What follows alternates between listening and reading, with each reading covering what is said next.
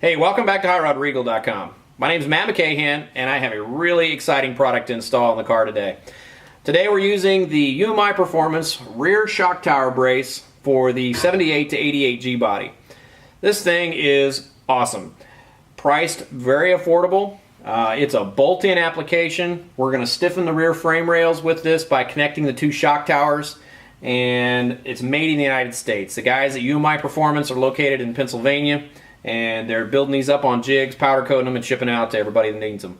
So I strongly suggest going to their website, doing your research on this, and while you're there, check out their green Monty that's going through the autocrosses. These guys not only build their own products, but they test their own products. So I'm very happy with what this is, and let's get started.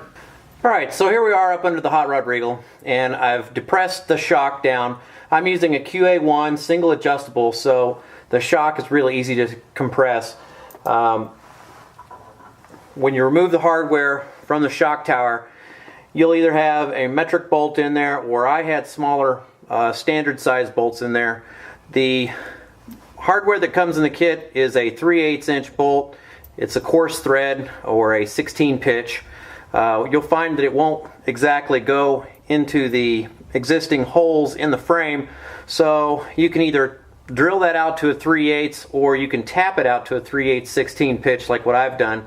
If you do tap it out, you're going to want to make sure that the tap goes in nice and perpendicular. That way your hardware will sit in there nice and flat when you're done.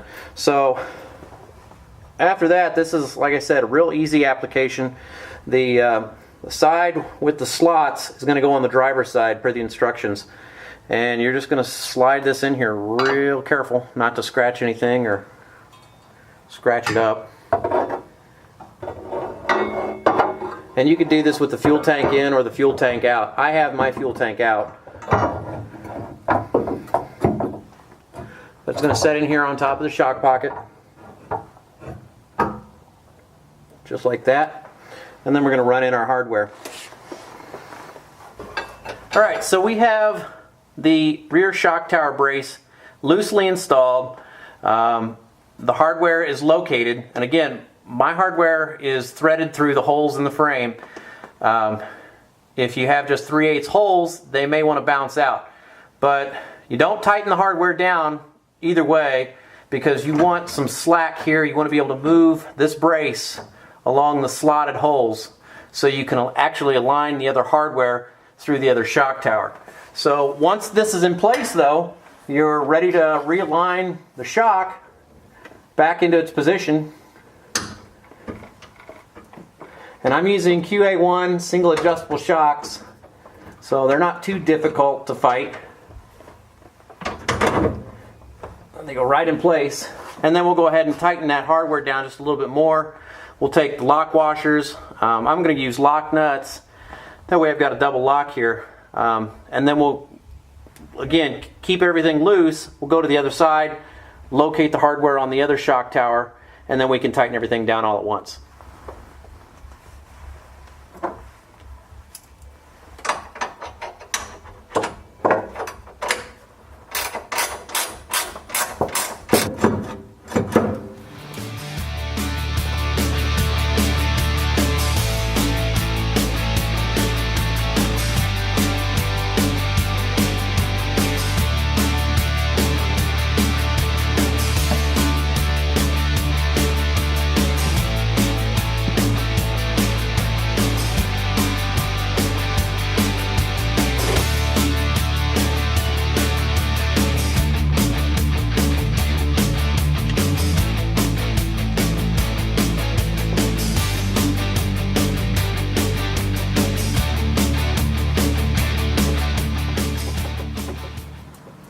Alright, so that about wraps it up. Real quick installation, easy to do, like I said, bolt on, ready to go.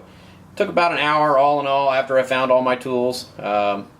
Again, do your homework, check them out, UMIPerformance.com. It's the rear shock tower brace for the 78 to 88 G-Body, and I think it'll really tie the frame in and stiffen things up very nicely. Next time on Hot Rod Regal, we've got a lot more suspension to go through. We've got some suspension for the LSX El Camino coming up. We've got some other stories to wrap up. We've got some more nitro plate stuff in the future. We've got some ARP stuff in the future. Lots going on with these two cars. So definitely come back to HotRodRegal.com, and thanks for checking us out.